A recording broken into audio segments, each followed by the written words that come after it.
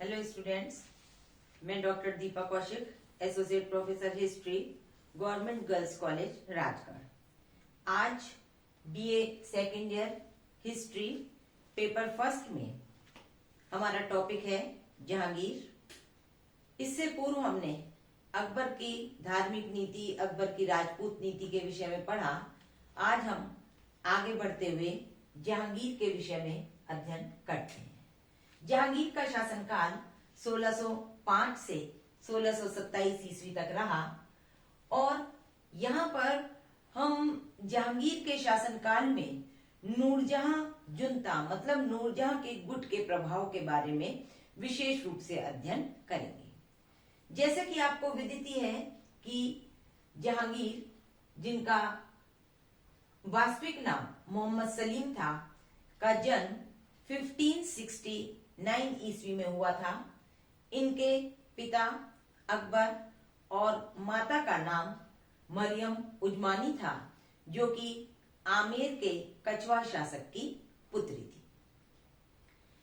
अब आज यहाँ पर हम जब नूरजहां जुनता की चर्चा करते हैं, नूरजहां जुनता मतलब नूरजहां का गुट, कि जहांगीर के शासन पर नूरजहां के गुट का क्या प्रभाव रहा।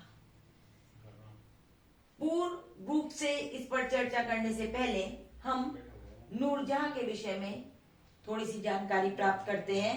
तत्पश्चात हम देखेंगे कि राजनीति में जब नूरजहां ने प्रवेश किया तो उसका शासन पर क्या प्रभाव पड़ा। नूरजहां, जिनका की नाम वास्तविक नाम मेहरुनिसा था और इनके पिता का नाम गयास बेग था। गयास बेग पूर्व में फारस में रहते थे। फारस में इनकी आर्थिक स्थिति अच्छी नहीं थी, तो ये फारस से काबुल की ओर और फिर लाहौर की तरफ चले। तो ईरानी अमीर गयास बेग की ये पुत्री थी और 15 जब ये गयास बेग लाहौर पहुंच गए तो लाहौर पहुंचकर इनके एक मित्र ने इन्हें अकबर के दरबार में नौकरी दिलवा दी। वहां ये रहने लगे। 1594 में मेहरुनिसा यानी कि नूरजहां का विवाह अली कुली बेग के साथ हो गया। अली कुली बेग जो थे, उनकी वीरता से प्रसन्न होकर एक बार वो जहांगीर भी शिकार पर गए हुए थे और उन्होंने अली कुली बेग को एक शेर का वध करते हुए देखा, तो उन्होंने उन्हें शेर अफगन की उपाधि से विभूषित किया। अब जब जहांगीर के पास सत्ता आ गई तो जहांगीर ने उन्हें शेर अफगन को बंगाल के वर्धमान की जागीर दे दी।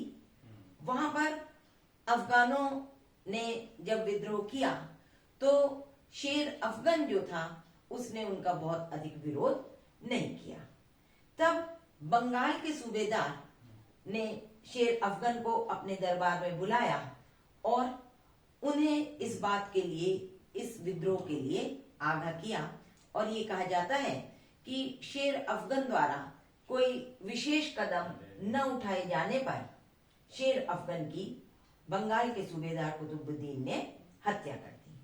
तत्पश्चात नूरजहां जो थी उन्हें आगरा बुला लिया गया और आगरा बुलाए जाने के पश्चात ये कहा जाता है कि एक बार 1611 ईस्वी के करीब जहांगीर ने एक मीना बाजार के समय उन्हें देखा और तत्पश्चात उन्होंने नूरजहां से विवाह करने का निश्चय किया।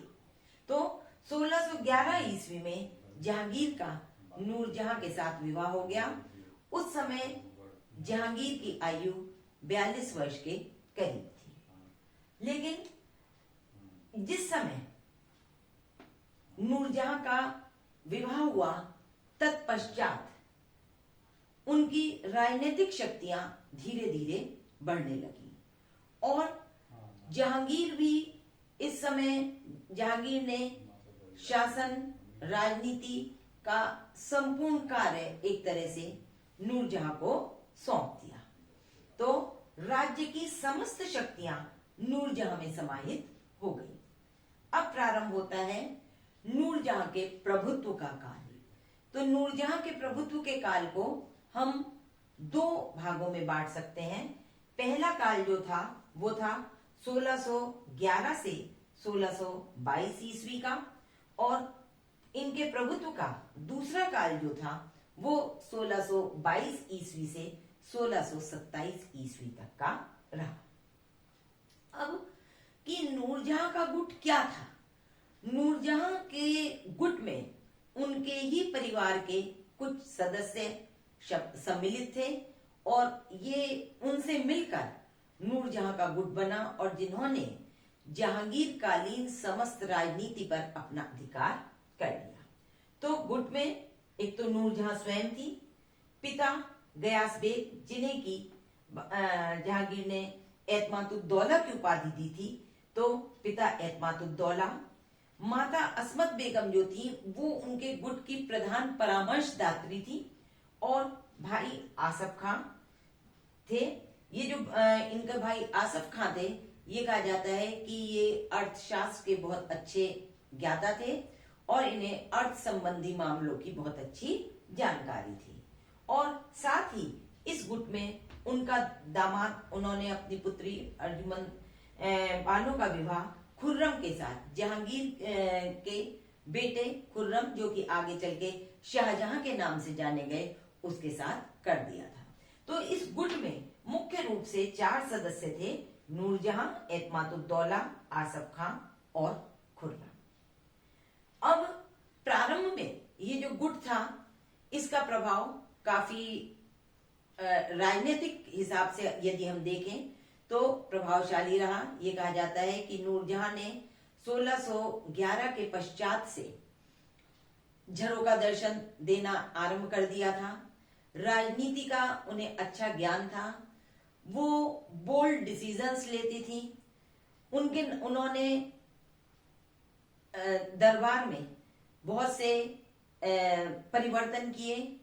झरोका दर्शन के साथ साथ वो कला की, चित्रकला की, नवीन अन्वेषणों की, इन सब चीजों की ज्ञाता थी। तो इन चीजों को वो प्रयोग में लाया करती थी, जिससे ये लगा कि नूरजहां का, और कि नूरजहां के विवाह के पश्चात जहांगीर जो थे उन्होंने एक तरह से संपूर्ण सत्ता नूरजहां को दे दी। अब उनका राजकार्य से कोई विशेष मतलब नहीं रहा, जो कि आगे चलकर जहांगीर के लिए, या कहना चाहिए मुगल दरबार के लिए, लाभदायक सिद्ध नहीं हुआ। जिस समय नूरजहां का विवाह हुआ, उस समय तक महाबत खान जो थे वो जहांगीर के बहुत विश्वास पात्र और सेना संबंधी मामलों में और राजनीति के मामलों में उन्हें विशेष सलाह देने वाले हुआ करते थे। लेकिन नूरजहां को महाबत खान की ये सलाह या उनके जो विश्वास पात्र लोग थे उन्हें वो पसंद नहीं करती थी। इसलिए कहा जाता है कि महाबत खान को उन्होंने काबुल भेज दिया और सत्ता पर पूर्ण रूप से इस गुट का प्रभाव हो गया। लेकिन क्योंकि इस समय तक उनके माता और पिता दोनों ही जीवित थे नूरजहां का, तो नूरजहां का जो प्रभाव था वो राजनीति के लिए अभी तक लाभप्रद चल रहा था। खुर्रम जो थे वो क्योंकि जहांगीर के पुत्र थे, उनकी दरबार में एक विशिष्ट स्थिति थी और वो 30,000 सवार और 20,000 जात के स्वामी भी थे। तो प्रारंभ में नूरजहां और इनके खुर्रम के संबंध भी अच्छे रहे, लेकिन धीरे धीरे जब उनके प्रभुत्व का दूसरा काल प्रारंभ हुआ और 2021 और 22 में नूरजहां के माता और पिता दोनों की मृत्यु हो गई। इस समय नूरजहां को ये लगने लगा कि खुर्रम का प्रभाव और साथ ही साथ उनके भाई आसफ खां का प्रभाव दरबार में या राजनीति में ज्यादा बढ़ता जा रहा है, जो कि उन्हें स्वयं के लिए एक खतरा लग रहा था। ऐसी स्थिति में नूरजहां ने अपनी जो उनकी पुत्री थी उसका विवाह शहरयार के साथ कर दिया।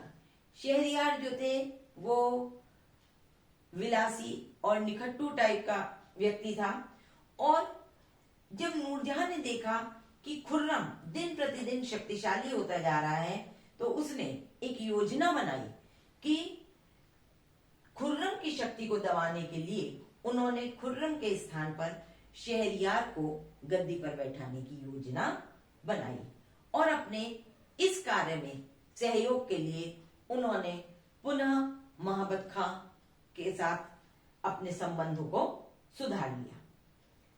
यहां पर जब हम देखते हैं कि ये निरंतर खुर्रम का विरोध कर रही थी, तो नूरजहां और खुर्रम में आपस में वैमनस्य पैदा हो गया। इनका व्यवहार जो था वो शत्रुतापूर्ण हो गया। परिणाम क्या हुआ कि 1621 में खुर्रम द्वारा विद्रोह किया गया और खुसरो का अंत हो गया।